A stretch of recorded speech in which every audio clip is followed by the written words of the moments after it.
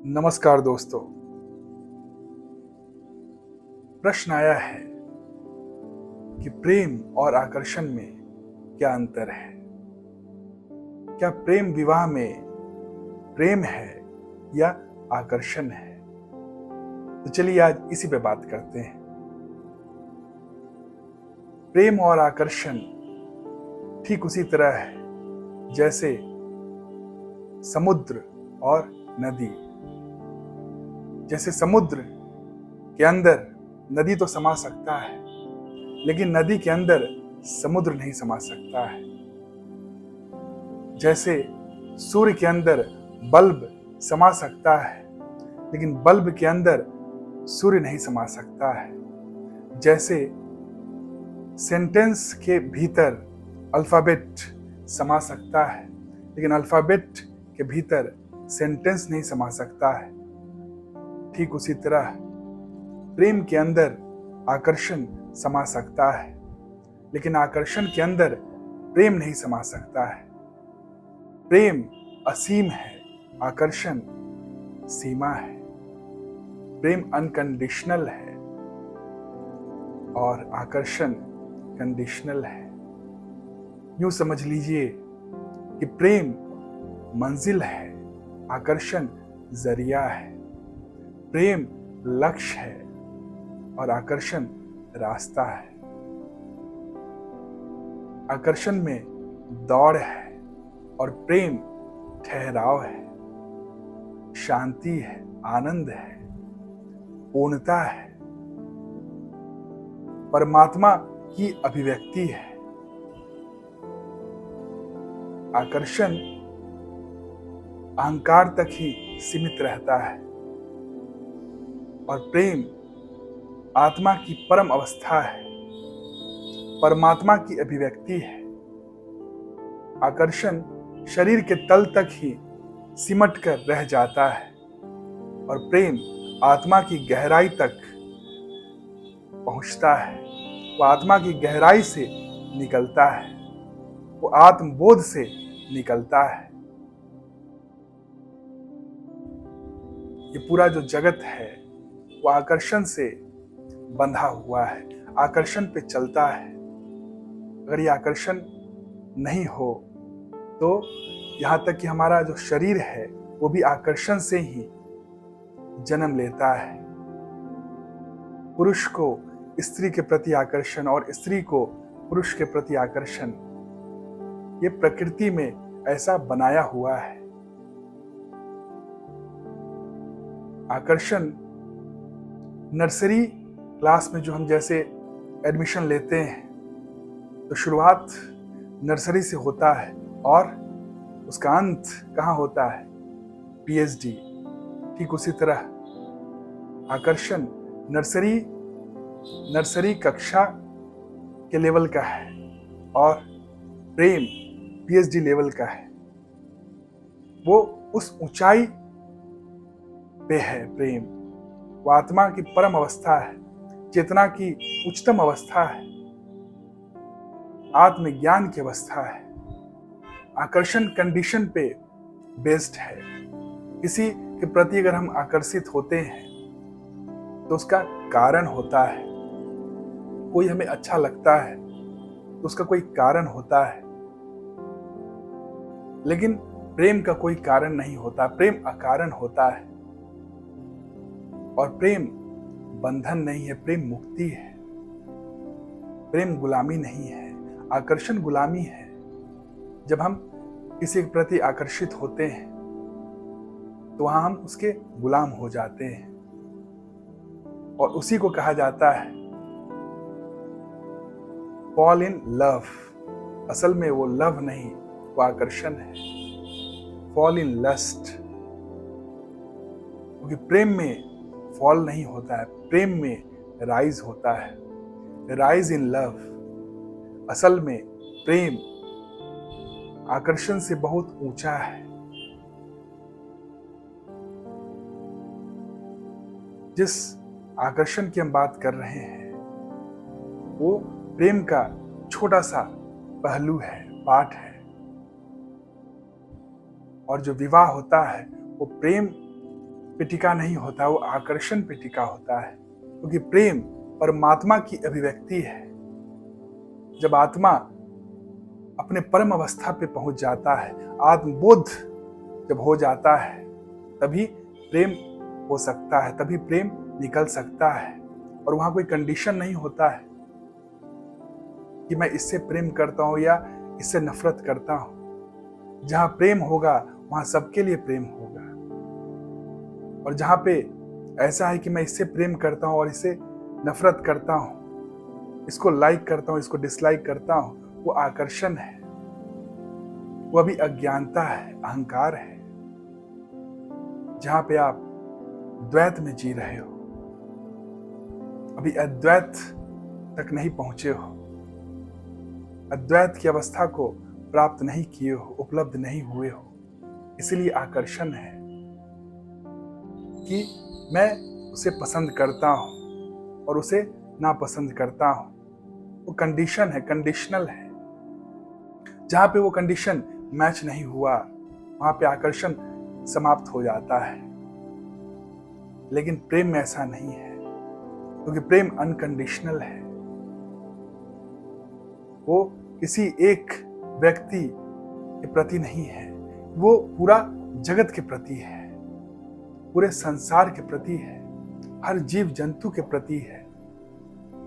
जैसे तुलसीदास कहते हैं, सिया राम मैं सब जग जानी, करहूं प्रणाम जोरी जुग पानी। जहां पे तुलसीदास पूरे जग में राम को ही देखते हैं, पूरे संसार में राम को ही देखते हैं। वो राम भगवान के सेंस में यूज किया गया है, उसका अर्थ भगवान है। वो भगवान को ही, आत्मा को ही, परमात्मा को ही पूरे संसार में देखते हैं।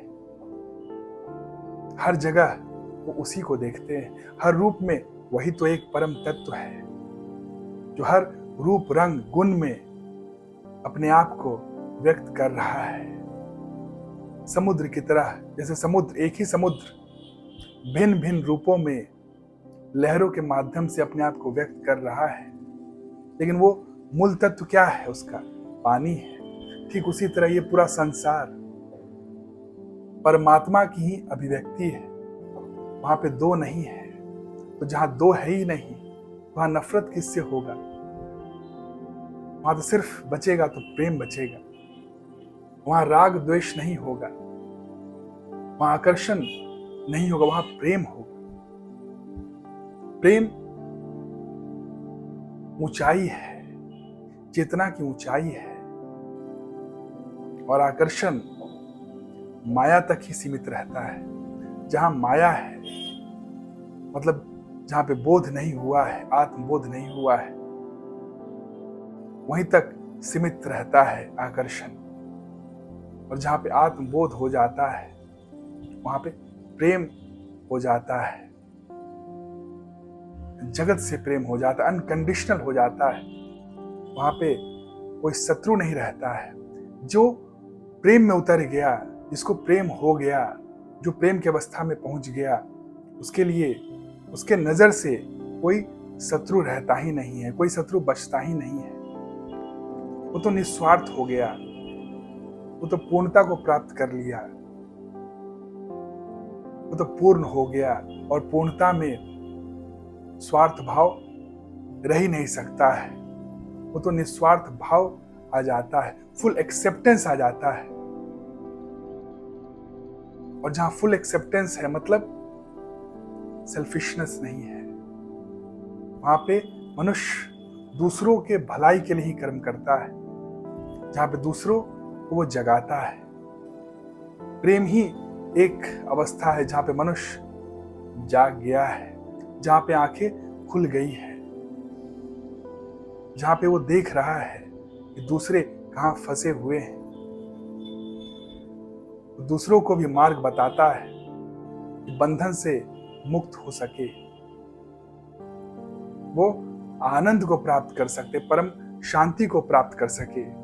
वो मार्ग बताता है कि लोग दलदल से बाहर कैसे निकल सके। तो जो राम, कृष्ण, बुद्ध का जो प्रेम था वही प्रेम है, क्योंकि परमात्मा ही प्रेम कर सकता है। परमात्मा मतलब आत्मा की परम अवस्था, उच्चतम अवस्था, जहां पे आत्मा जाग गई है, वही प्रेम कर सकता है। तो कृष्ण प्रेम अवतार थे, उनके लिए कोई शत्रु नहीं था। हाँ, उन्हें बहुत लोग शत्रु मानता था, जैसे दुर्योधन उन्हें शत्रु मानता था, शकुनी उन्हें शत्रु मानता था, जरासंध, शिशुपाल उन्हें शत्रु मानता था। लेकिन जो लोग मानते थे उन्हें शत्रु, वो अभी जागे नहीं थे, वो अभी अहंकार में थे, वो आकर्षण में थे, जिनके लिए कोई कंडीशन होना चाहिए तभी वो उससे प्रेम कर सकते हैं। लेकिन कृष्ण के लिए ऐसा नहीं था। कृष्ण का प्रेम अनकंडीशनल था, वो आकर्षण नहीं था, वो रियल प्रेम था, रियल लव था, वो ट्रू लव था। अब आप कहेंगे कि जब वो प्रेम करते थे तो फिर दुर्योधन से लड़े क्यों, अर्जुन को क्यों बोले उसे लड़ने के लिए? तो इसका उत्तर भी प्रेम ही है। जैसे डॉक्टर पेशेंट को दवा देता है और पेशेंट अगर वो दवा को रिस्पॉन्ड नहीं कर रहा है, उसका जो अवस्था है, उसका जो हेल्थ है दवा से सुधर नहीं रहा है, तो क्या करता है? वो ऑपरेशन करता है ताकि वो स्वस्थ हो जाए। उसके पीछे जो भाव है वो एक ही है, तरीका अलग हो सकता है लेकिन भाव एक ही है। तो जहां पे सारा तरकीब विफल हो जाता है, वहां पे ऑपरेशन ही एक तरकीब बच जाता है। लेकिन जो भाव था वो चेंज नहीं हुआ। तकनीकी चेंज हुआ लेकिन जो भाव था वो चेंज नहीं हुआ। इसलिए जब वो युद्ध करने के लिए बोल रहे हैं, उसके पहले बहुत बार उसको समझाने का प्रयास किए लेकिन वो समझा नहीं। और ये प्रेम ही था जहां पे वो दुर्योधन को चॉइस दिए। चुनना उसका काम है, प्रेम चुनता नहीं है। प्रेम को चुना जाता है लेकिन प्रेम चुनता नहीं है। परमात्मा किसी को चुनता नहीं है। हाँ, कोई परमात्मा को चुन सकता है, क्योंकि परमात्मा अनकंडीशनली प्रेम करता है। उसके लिए सब बराबर है। उसके लिए कोई ऐसा नहीं कि उससे मैं प्रेम करता हूं और दूसरे से प्रेम नहीं करता हूं। और यही कारण था कि कृष्ण ने अर्जुन और दुर्योधन के सामने चॉइस रखा। और कौन किसको चुनता है वो उसकी बुद्धि, उसकी चेतना पे बेस्ड है।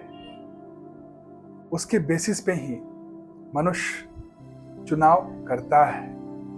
जो परमात्मा को चुनता है वो मुक्ति को प्राप्त कर लेता है, वो दलदल से बाहर निकल जाता है, वो दुखों के दलदल से बाहर निकल जाता है, वो माया से बाहर निकल जाता है, वो आत्मबोध को प्राप्त कर लेता है, वो भी प्रेममय हो जाता है। तो कृष्ण के लिए यहां तक कि दुर्योधन से भी शत्रुता नहीं था। तो कृष्ण के लिए दुर्योधन भी शत्रु नहीं था, क्योंकि कृष्ण हर जगह स्वयं को ही देख रहे थे। और इसीलिए वो बोले अर्जुन को कि हर जगह तो मैं ही हूं। ऐसा कौन सा जगह है अर्जुन जहां मैं नहीं हूं? दुर्योधन में भी मैं ही हूं, अर्जुन में भी मैं ही हूं। सूर्य, चंद्र, हर ग्रह, धरती, आकाश, हर जगह मैं ही मैं हूं।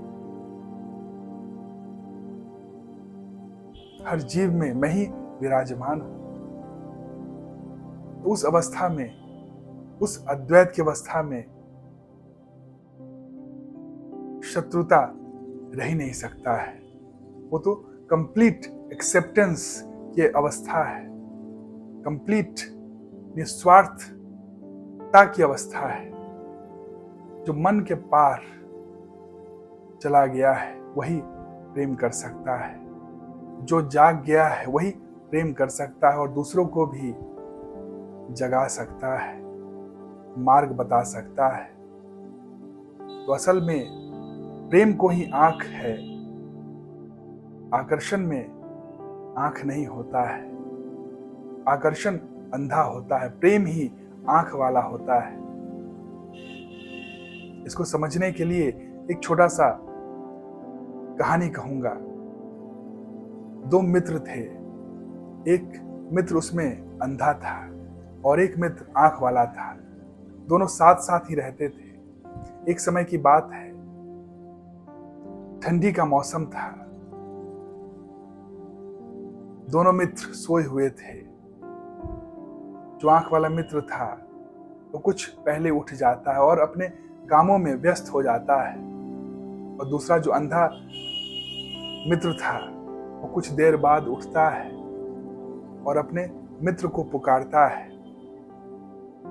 मित्र वहां नहीं रहता है, इसलिए वो लाठी ढूंढने लगता है अपना। तभी उसे एक लाठी हाथ लगती है। वो लाठी बहुत ही मुलायम उसे प्रतीत होता है। उसे पकड़ के वो उठकर आगे बढ़ने लगता है, जाने लगता है। तभी उसका आंख वाला मित्र आ जाता है और अचानक से वो देखता है उसका मित्र गलती से सांप को लाठी समझकर चल रहा है। क्योंकि ठंडी का मौसम था तो सांप ठिठुर के एकदम लाठी बन गया था और उसको वो लाठी समझकर चल रहा था। तब उसका जो आंख वाला मित्र था वो ऑब्जेक्ट किया। वो बोला, इसे जल्दी से फेंको, ये लाठी नहीं, ये सांप है।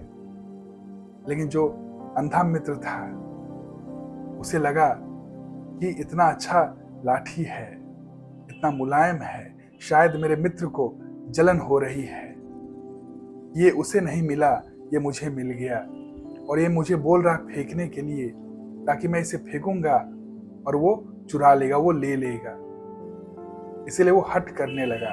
लेकिन जो आंख वाला मित्र था उसके भलाई के लिए उस लाठी को फेंक देता है। दोनों में झगड़ा होता है, लेकिन फिर भी जो आंख वाला मित्र था वो समझता है कि जो अंधा मित्र है वो समझ नहीं रहा है, वो नासमझी में मुझसे लड़ रहा है। इसीलिए वो उस बात का बुरा नहीं माना। लेकिन अंधा जो मित्र था उसके लिए जो आंख वाला मित्र था वो शत्रु हो गया। लेकिन जो आंख वाला मित्र था उसके मन में उसके लिए जो अंधा जो मित्र था उसके लिए प्रेम ही था, क्योंकि वो जानता था कि वो नासमझी में उससे नफरत कर रहा है। लेकिन जब वो जागेगा, जब वो समझेगा, जब उसे एहसास होगा, तो वो भी उससे प्रेम करने लगेगा।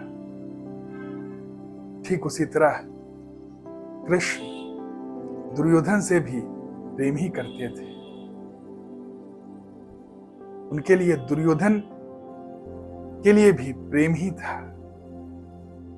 वो जानते थे कि दुर्योधन क्यों उन्हें शत्रु मान रहा है, क्योंकि वो जागा हुआ नहीं है, क्योंकि वो अभी नासमझ है, क्योंकि वो अहंकार में है, अज्ञानता में है, इसलिए वो समझ नहीं रहा है। तो करुणावश समझाने के लिए, जगाने के लिए वो युद्ध किए। उसके पीछे भी कृष्ण का प्रेम ही था। तो प्रेम बहुत ही ऊंची अवस्था है। तो आकर्षण और प्रेम में जमीन आसमान का फर्क है। आकर्षण कोई कारण से होता है, लेकिन प्रेम अकारण है। तो ये कारण से अकारण तक पहुंचना ही आत्मबोध है, आत्मज्ञान है, ठहराव है, परम शांति है, सच्चित आनंद है। तो विवाह आकर्षण से शुरू होता है, लेकिन जो प्रेम तक नहीं पहुंचा, जो आत्मा के गहराई तक नहीं पहुंचा, वो अभी मंजिल को नहीं पाया है। तो प्रेम विवाह में असल में आकर्षण है, आकर्षण से ही शुरू होता है। प्रेम तक हमें पहुंचना होता है, वो आत्मा के गहराई तक हमें पहुंचना होता है। शुरुआत आकर्षण से ही होता है, फिर वो आत्मा की गहराई तक बहुत कम लोग पहुंच पाते हैं। विवाह बंधन है और प्रेम मुक्ति है। तो बंधन से मुक्ति तक पहुंचना ही जीवन का लक्ष्य है। प्रेम में आकर्षण समा सकता है, लेकिन आकर्षण में प्रेम नहीं समा सकता है। प्रेम में विवाह समा सकता है, लेकिन विवाह में प्रेम नहीं समा सकता है। प्रेम बहुत ही ऊंचा है, प्रेम अनकंडीशनल है, असीम है, कॉजलेस है, अकारण है, पूर्ण है, परमात्मा की अभिव्यक्ति है। तो यही है। बाकी अगर आपको कोई भी क्वेश्चन हो तो आप बेहिचक कमेंट सेक्शन में पूछ सकते हैं। और अगर वीडियो अच्छा लगे तो लाइक, कमेंट और शेयर जरूर करें, ताकि और लोगों तक वीडियो पहुंच सके और लोग भी आपके द्वारा लाभान्वित हो सके। Thank you. Have a nice day. प्रणाम।